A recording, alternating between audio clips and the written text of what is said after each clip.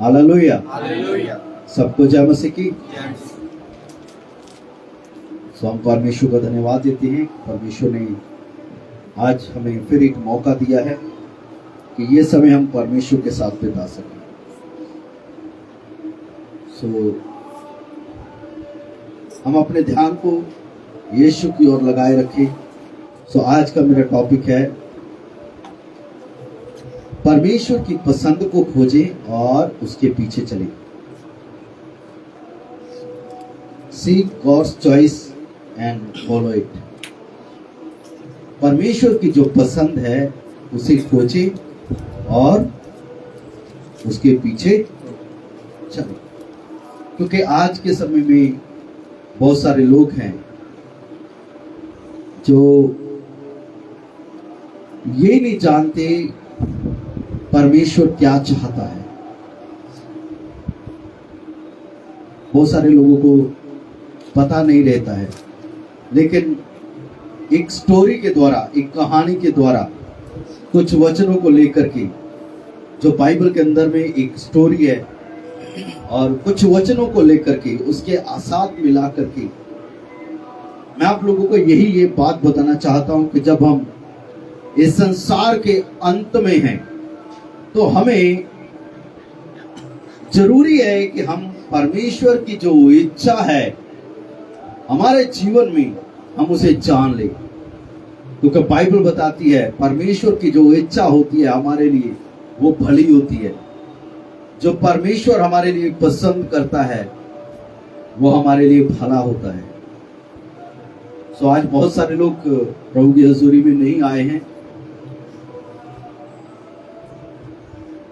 और मैं विश्वास करता हूं हम उन लोगों तक लिंक जरूर भेजेंगे ताकि वो आज की इस मैसेज को जरूर नोट करें, सीखें और खोज करें कि परमेश्वर उनके जीवन से क्या चाहता है। सो एक वचन के आधार पर हम आगे बढ़ेंगे।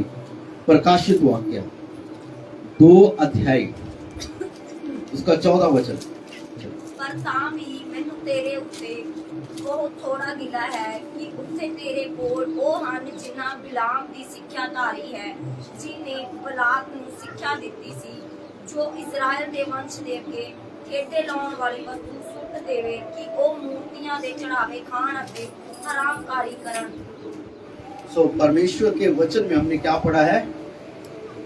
हिंदी में पढ़ना एक बार, पंजाबी में हमने पढ़ लिया है। पर मुझे तेरे विरुद्ध कुछ बातें कहनी है। पर मुझे तेरे विरुद्ध कुछ बातें कहनी। आज परमेश्वर हम सबसे बात कर रहा है। अपनी कानों को खोलें। परमेश्वर का आत्मा यहाँ पर कलीसिया से बात कर रहा है क्या मुझे तेरे विरुद्ध कोई बात कहनी। कितने लोग सुनना चाहते हैं? आज अच्छी खबर तो हम हमेशा सुनते हैं, बुरी खबर जहां पर परमेश्वर हमारे साथ एक शिकवा करता है, एक शिकायत करता है कि मुझे तेरे विरुद्ध एक बात कहनी है। कौन सी बात है वो? कि पर मुझे तेरे विरुद्ध यह बात कहनी है क्योंकि तेरे यहाँ कुछ ऐसे हैं कि तेरे यहाँ कुछ ऐसे हैं जो बिलाम की शिक्षा को मानते हैं। जो बिलाम की शिक्षा को मानते हैं। हाँ, बिलाम की शिक्षा को मानते हैं।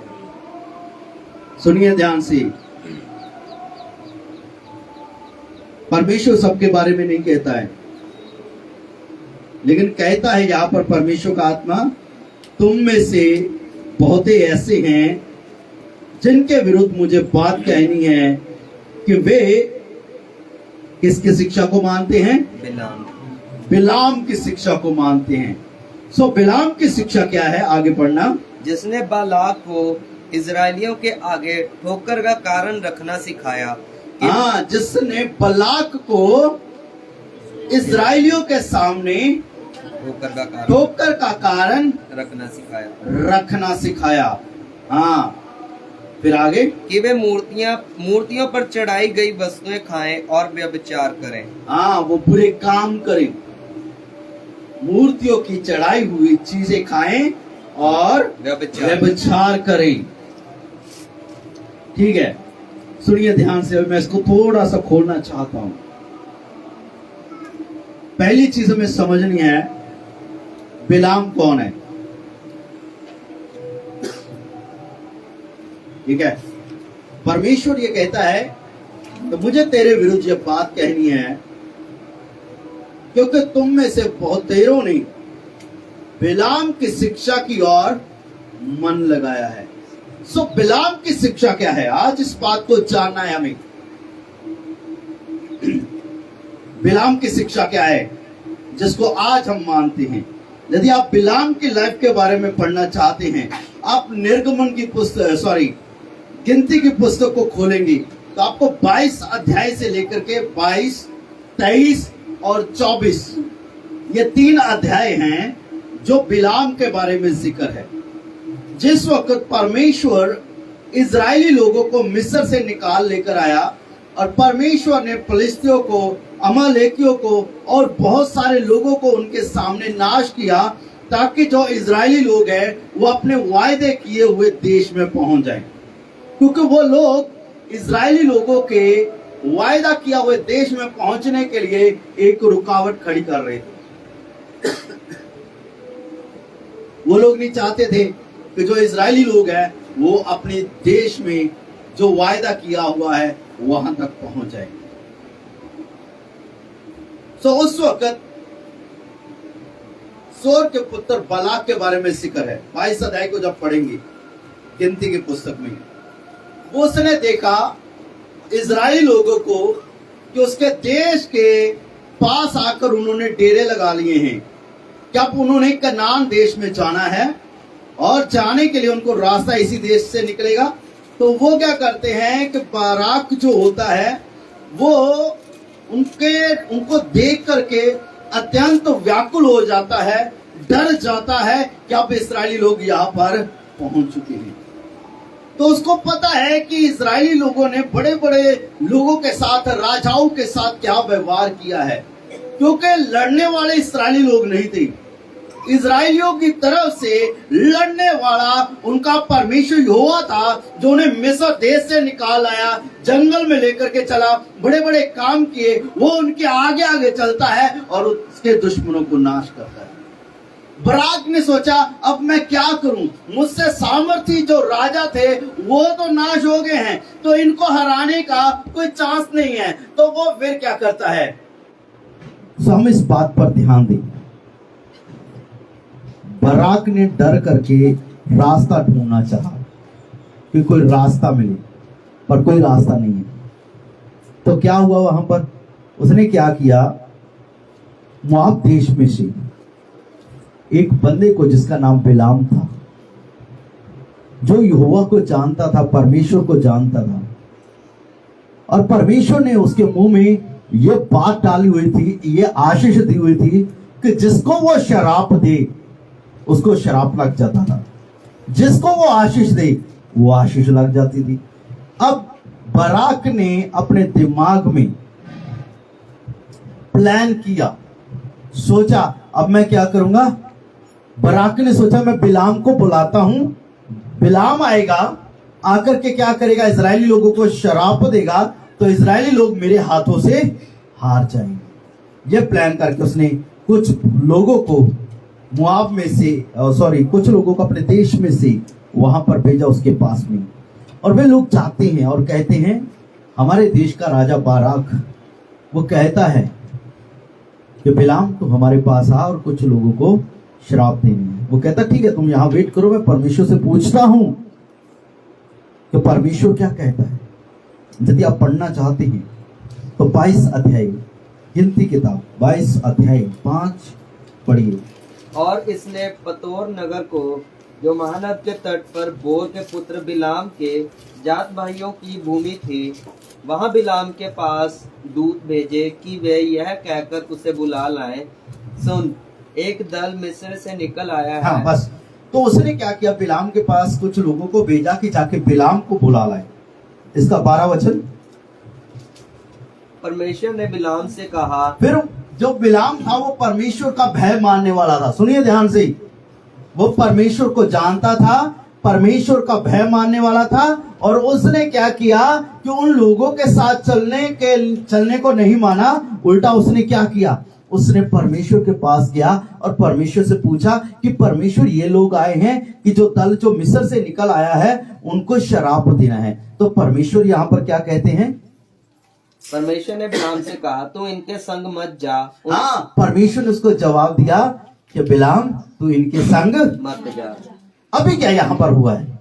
एक दल आता है, कुछ लोग आते हैं बिलाम को लेने के लिए कि चल हमारे साथ, और वो बिलाम परमेश्वर के प्रति वफादार होता है। वो परमेश्वर के पास पहुंचता है और कहता है परमेश्वर क्या मैं चाहूं? तो परमेश्वर कहता है बिलाम तो इन लोगों के संग मत जा। देख कितनी इंपॉर्टेंट बात है यहाँ पर। परमेश्वर से उसने पूछा, परमेश्वर ने उनको मना कर दिया बिलाम को कि तूने नहीं जाना है। फिर अगली बात, इसका 15 वचन पढ़ना। इस पर बालाक ने फिर और हाकिम भेजे, और वो जो लोग थे वो वहां से चले जाते हैं। वो जाकर के बाराक को कहते हैं कि बाराक बिलाम नहीं आना चाहता है क्योंकि उसके परमेश्वर ने उसको मना किया है कि तूने नहीं जाना है। फिर हाँ पढ़ना। जो पहलों से प्रतिष्ठ। फिर क्या किया? बाराक ने कुछ और चुस्त चालाकी की, फिर दूसरे लोगों को भेजा, कुछ जो उस देश के जो आदरणीय लोग थे, प्रतिष्ठित जो पुरुष थे, उनको भेजा जाके बिलाम को लेकर आए। तो वो क्या करते हैं? हाँ, उन्होंने बिलाम के पास आकर कहा, सिपोर का पुत्र बालाक क्यों कहता है, मेरे पास आने से किसी कारण मना मत कर, क्योंकि मैं निश्चय तेरी बड़ी प्रतिष्ठा करूंगा। हाँ, यहाँ पर कुछ लालच दिया है, कुछ बड़े आदर वाले लोगों को भेजा है कि बिलाम तू ऐसा कर, हमारे पास आ, हमारा जो राजा है वो तुम्हारा आदर करेगा और तुम्हारा जो है ना आदर सम्मान करेगा, पर तुझे उसके लिए कुछ करना है, तू हमारे साथ चल बिना पूछे। फिर आगे इससे 22। परमेश्वर ने रात को बिलाम के पास आकर कहा, यदि वे पुरुष तुझे बुलाने आए हैं तो तू उठकर उनके संग जा। हाँ, यहाँ पर परमेश्वर ने दूसरी बारी जब वो बंदे आए ना, कुछ लालच देकर के आए हैं, लालच लेकर के, कुछ पैसा कुछ धन संपत्ति लेकर के आए हैं कि चल तो हमारे साथ चल। अभी सवाल यहाँ पर है, बड़े बड़े ध्यान से सुनना है आप लोगों को।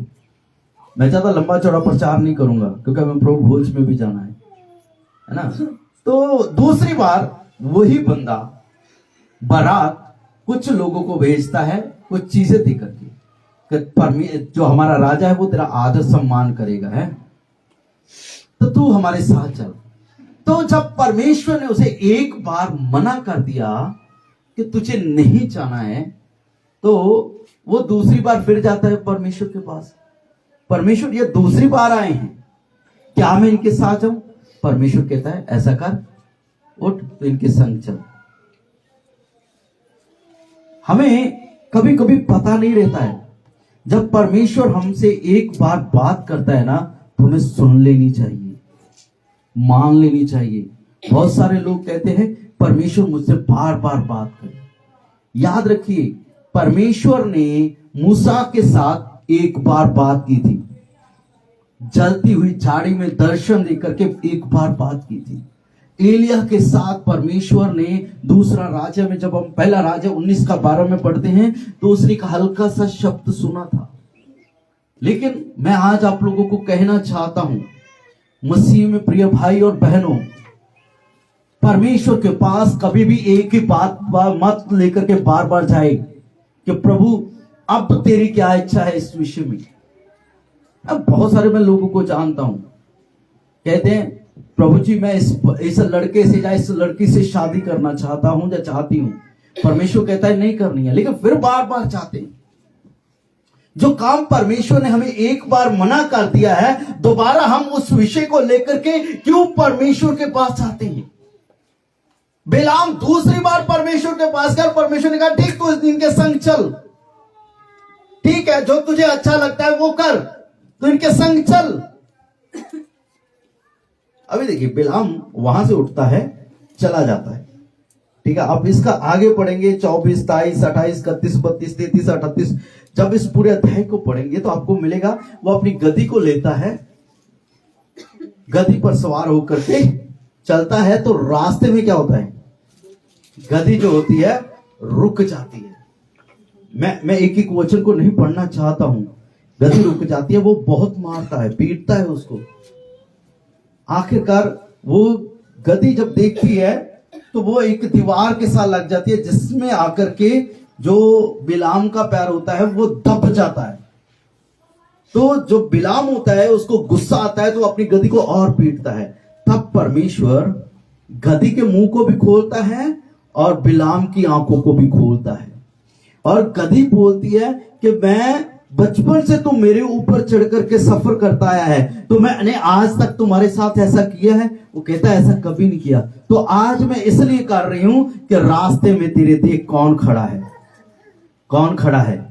स्वर्गदूत खड़ा है तलवार लिए हुए। और परमेश्वर कहता है देख, परमेश्वर ने उसकी आंखों को खोला, देख तेरे सामने कौन खड़ा है तलवार लिए हुए। तू नहीं बचेगा, ये गधी तो बच जाएगी पर तू नहीं बचेगा। सुनिए ध्यान से, बच्चों को थोड़ा सा कंट्रोल में रखिए।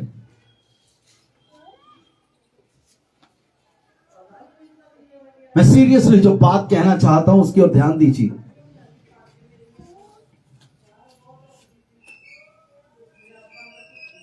तब जो बिलाम होता है वो सारे सीन को देख करके डर जाता है और घुटनों के बल गिर जाता है और परमेश्वर के चरणों में दंडवत करता है कि प्रभु मुझसे भूल हुई। लेकिन परमेश्वर कहता है अब तू जा रहा है तो जा, लेकिन जो मैं तुझे कहूं वही तुझे जाकर के कहना है। जब बराक आप देखता है बिलाम को आते हुए, उसने कहा देखो मेरा काम हो गया है। अब बिलाम क्या करेगा? मेरी ओर से इस्राएली लोगों को श्राप देगा। जब उस परमेश्वर के वचन को जब पढ़ेंगे तो आपके सामने 23 अध्याय में बहुत सारी बातें नजर आएंगी। पहली बार जब वो 23 अध्याय का 1 और 2 वचन जब पढ़ते हैं, पढ़ना, मैं बड़े शॉर्ट में इस चीज को लेकर के जाना चाहता हूं। तब बिलाम ने बालाक से कहा यहाँ पर मेरे लिए 7 वेदियां बनवा और इसी स्थान पर 7 बछड़े और 7 मेढ़े तैयार कर। यहाँ पर लिखा है कि बिलाम ने बराक से कहा, जिस जगह वो एक ऊंची सी जगह पर लेकर के जाता है और कहता है यहां खड़ा हो। तो बिलाम कहता है ठीक है, यहां से मुझे इस्राएली लोग अच्छे तरीके से दिखाई दे रहे हैं, तो ऐसा कर यहाँ पर 7 वेदियां बना जिसमें 7 बैल और 7 मेढ़े बलिदान करने हैं, सेक्रीफाइस करना है, होम बलि करना है। वो करता है। जब वो तैयार हो जाते हैं तो कहता है मैं अब जाता हूं परमेश्वर के पास कि वो मुझसे क्या कहता है। और जब वो जाता है परमेश्वर उसके मुंह में वर्ड डालता है, वचन डालता है, और वो आशीष के वचन उनके ऊपर बोलता है। तो बराक को ये चीज सुनकर के गुस्सा आता है और कहता है कि मैंने तुझे इजरायली लोगों को शराप देने के लिए बुलाया है, पर तू इजरायली लोगों को आशीष बोल रहा है। वो कहता है जो परमेश्वर मुझे देता है मैं वही बोलूंगा। फिर दूसरी बार फिर वो जगह चेंज करता है, तीसरी बार फिर जगह चेंज करता है, 3 बार वो जगह चेंज करके अलग अलग जगहों पर लेकर के जाता है बिलाम को कि तू अब यहां से उसको शराब दे, अब तू यहां से शराब दे। लेकिन वो तीनों बार उनके लिए आशीष के वर्ड बोलता है। आप 23 अध्याय को आप पढ़ सकते हैं। Praise the Lord, hallelujah. यदि आप परमेश्वर के वचन को पढ़ते हैं 22, 23, 24 अध्याय, तो ये सारी चीजें आपको मिलेंगी, ये सारी बातें आपको वहां पर मिलेंगी। क्या हुआ है वहां पर? तो जो बराक होता है ना, वो उसको गुस्सा आ जाता है तीनों टाइम पे, कहता है तू चला जा, और बिलाम जो है उसके पास से चला जाता है। अभी सवाल यहां पर है, कभी कभी मैं कुछ लोगों को हमेशा ये बात बोलता हूं, सुनिए ध्यान से। 23 का 23 वचन पढ़िए। निश्चय कोई मंत्र याकूब पर नहीं चल सकता, निश्चय कोई मंत्र याकूब पर नहीं चल सकता, नहीं चल सकता है। कोई जादू टोना मसीही लोगों के ऊपर नहीं चल सकता है। कुछ लोग कहते हैं अरे पासी आज हमारे घर में किसी ने कुछ कर दिया। तो हमेशा एक बात कहना चाहता हूं, जिसको परमेश्वर ने आशीष दी है ना, उसके ऊपर कोई शराब काम नहीं करेगा। परमेश्वर है जो शराब को आशीष में बदल सकता है। Praise the Lord, hallelujah, hallelujah. मैं कुछ बातों को बताना चाहता हूं बिलाम की स्टोरी से, इस बिलाम की कहानी से।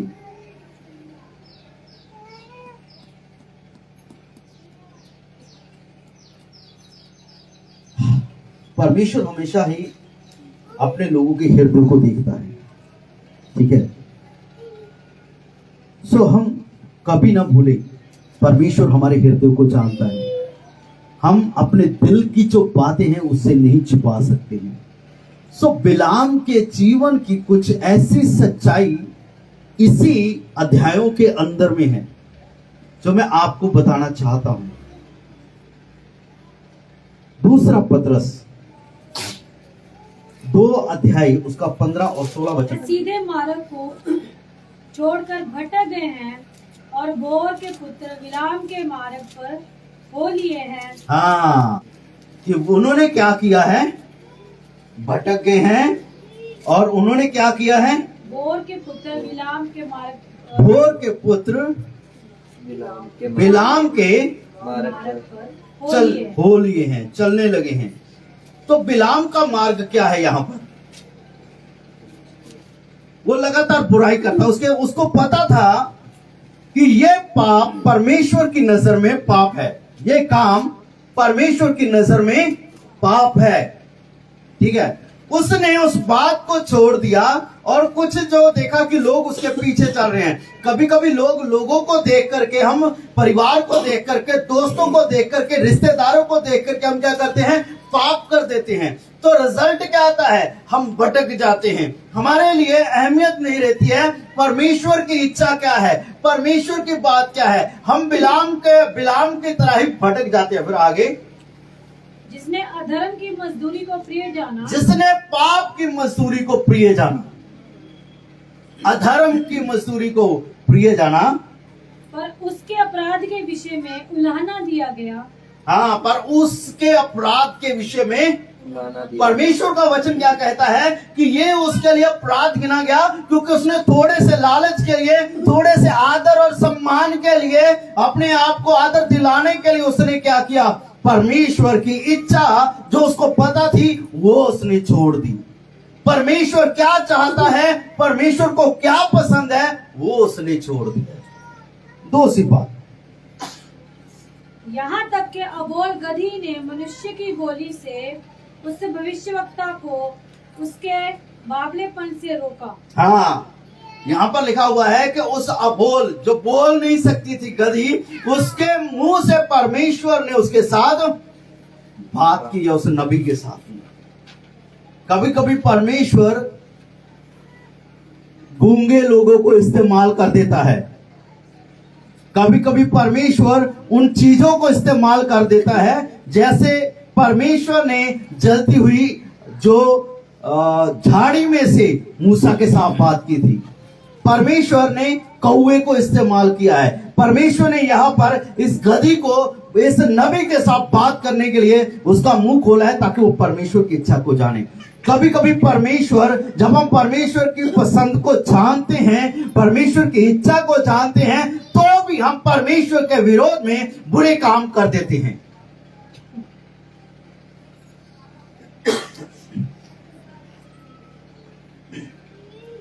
पर बिलाम ने क्या किया? बिलाम को पता था कि उसने यहां पर गलती की है, वो उसमें आगे बढ़ता चला गया।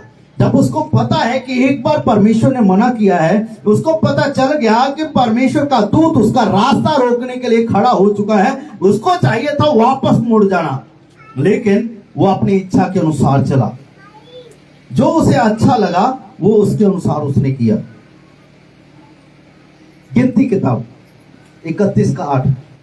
और दूसरे जूझे हुओं को छोड़ उन्होंने एबी, रकेम, सूर, हूर और रेबा नामक मिघान के 5 राजाओं को घात किया, और बोर के पुत्र बिलाम को भी उन्होंने तलवार से घात किया। कभी कभी जो हमारे पाप होते हैं, हमारी जो गलतियां हैं, पता है कब सुधरती हैं? ये बिलाम अपने पाप में इतना बढ़ता चला गया कि रिजल्ट क्या उसको मिला? वो इजरायलियों की तलवार से मारा गया। कभी कभी हम नहीं मुड़ते हैं ना अपने बुरे कामों से। परमेश्वर हमें कहता है ये छोड़ दे, ये छोड़ दे, ये सही नहीं है, ये मत कर, लेकिन फिर भी हम करते हैं।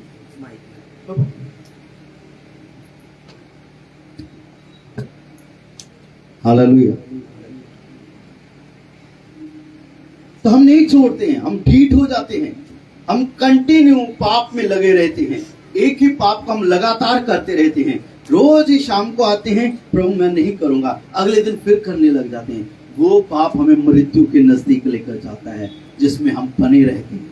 कुछ लोग अपनी जिंदगी नहीं बदलते हैं, कुछ लोग अपनी सोच नहीं बदलते हैं, कुछ लोग अपने विचार नहीं बदलते हैं। उनको पता रहता है कि परमेश्वर इससे नाखुश है, जो मैं कर रहा हूं, जो मैं सोच रहा हूं, ये परमेश्वर के विरोध में है, लेकिन फिर भी करते रहते हैं। एंड उनका क्या होता है? यही होता है। इसलिए पाप में समय ना व्यतीत करें। आपको पता है परमेश्वर की इच्छा और योजना आपके जीवन में क्या है। फिर तीसरा पॉइंट में बताना चाहता हूं, व्यवस्था विवरण 23 अध्याय उसका 3 से 5 तक वचन पढ़िए। कोई अम्मोनी या मुआबी यहोवा की सभा में ना आने पाए। हाँ, परमेश्वर ने क्या कहा? कोई कौन सा? अम्मोनी या और मुआबी परमेश्वर के भवन में ना आने पाए। हाँ, उनकी 10वीं पीढ़ी तक का कोई यहोवा उनके 10वीं पीढ़ी तक। देखिए बिलाम की एक गलती कहां तक ले गई कि उनके 10 पीढ़ी तक के लोग परमेश्वर के भवन में ना आने पाए। ये है परमेश्वर का गुस्सा। हम सोचते हैं अरे परमेश्वर तो बहुत दयालु है। हाँ, दयालु है, परमेश्वर प्यार करने वाला है, परमेश्वर तरस करने वाला है। लेकिन जब हम परमेश्वर की इच्छा को जानते हैं, परमेश्वर क्या चाहता है, फिर भी परमेश्वर के विरोध में पाप करते हैं, तो बाइबल में लिखा है कि वो जो बिलाम था उसको क्या किया? कत्ल किया गया। लेकिन परमेश्वर कहता है 23 अध्याय में इस जगह पर कि कोई अमोनी, कोई मुआबी 10वीं पीढ़ी तक परमेश्वर के घर में ना आने पाए। 10 पीढ़ियों तक परमेश्वर ने उनको बेदखल कर दिया। हमारी छोटी सी गलती, हमारा छोटा सा पाप हमें परमेश्वर के घर से दूर कर दिया। पर हम अंत के दिनों में हैं। 10 पीढ़ियां पता नहीं देखेंगी या नहीं देखेंगी, लेकिन ये हमारे हाथ में है कि हम आने वाली पीढ़ी को सुधार लें। हाँ, पढ़ना आगे। इस कारण से कि जब तुम मिस्र से निकलकर आते थे, तब उन्होंने अन्न जल लेकर मार्ग में तुमसे भेंट नहीं की। और यह भी कि उन्होंने अरमन हरेम देश के पतोर नगर वाले बोर के पुत्र बिलाम को तुझे शाप देने के लिए दक्षिणा दी। हाँ, परंतु तेरे परमेश्वर यहोवा ने बिलाम की ना सुनी। तेरे परमेश्वर यहोवा ने किसकी ना सुनी? बिलाम की। बिलाम की ना सुनी। हालेलुया। हालेलुया। परमेश्वर यहाँ इस्राएली लोगों से बात कर रहा है कि तेरे परमेश्वर यहोवा ने किसकी नहीं सुनी? बिलाम की। बिलाम किसका था? परमेश्वर का था। इस्राएली लोग किसके थे? परमेश्वर के थे। जो बंदा मन का सच्चा है ना, दिल का अच्छा है, ठीक है, परमेश्वर के साथ सही है ना, चाहे कितने भी कोई लोग आपको शराप दे दें, चाहे कितने भी बुरी बातें आपके विरोध में कर दें, चाहे कितनी भी प्लानिंग क्यों ना आपके विरोध में कर लें, वो आपको नहीं गिरा पाएंगे। कोई निराश करने वाली बात आपको निराश नहीं कर पाएगी। बिलाम उनके विरोध में तो आया, परमेश्वर ने उसके मुख से निकलने वाले हर एक शराब को भी आशीष में बदल दिया। यदि आप परमेश्वर का मन पसंदीदा हैं, परमेश्वर की इच्छा के अनुसार चलते हैं, परमेश्वर का भय मानते हैं और परमेश्वर की आज्ञाओं के पालन करते हैं, परमेश्वर के पीछे चलते हैं, तो याद रखना, ना कोई गाली, ना कोई शराब, ना बुरे शब्द आपके ऊपर अटैक करेंगे, ना जादू टोना आपके ऊपर कोई अटैक कर पाएगा, ना किसी जादू टोना का असर आपके जीवन में दिखाई दे पाएगा। हालेलुया। हालेलुया। परमेश्वर ने बिलाम के जो शाप के शब्द थे उनको भी आशीष में बदल दिया। हम उस परमेश्वर की आराधना करते हैं। 3 लोगों का कैरेक्टर है यहाँ पर। एक इजरायली लोग हैं जो परमेश्वर के साथ सही हैं। दूसरा बिलाम है, परमेश्वर की इच्छा को जानता है लेकिन परमेश्वर की इच्छा के अनुसार नहीं चला।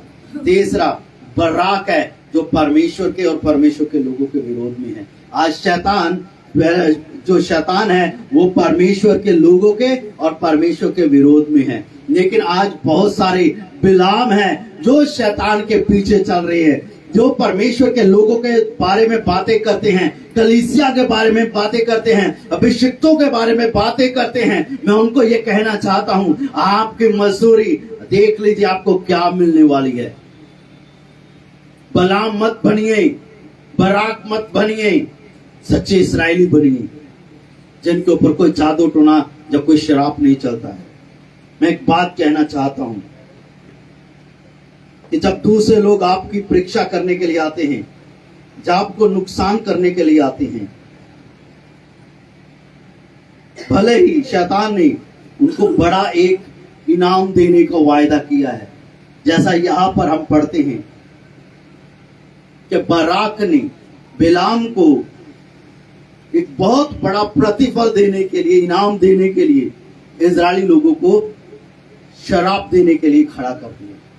आज भी शैतान ऐसा ही करता है बहुत सारे लोगों के साथ में। आपको लालच देता है कि तुम्हारा नाम बड़ा होगा, अरे तुम उसकी चुगली कर दो, तुम्हारा आदर सम्मान होगा, है उसके बारे में बुरे शब्द कह दो, तुम्हारा नाम हो जाएगा, है बल्ले बल्ले हो जाएगी तुम्हारी। मैं बहुत सारे लोगों को जानता हूं, बहुत सारे लोगों को जानता हूं। सुनिए ध्यान से। कभी कभी ना हमारे साथ, हम सब लोग जानते हैं, हमारे सामने कभी कभी ऐसा समय आता है जब हमें पता होता है कि जो सामने वाला व्यक्ति है वो अच्छा इंसान है, लेकिन फिर भी हम बुरे व्यक्ति का साथ देते हैं और अच्छे व्यक्ति के विरोध में, आप परमेश्वर के दास हो या विश्वासी हो, हम उसके विरोध में बातें करनी शुरू कर देते हैं।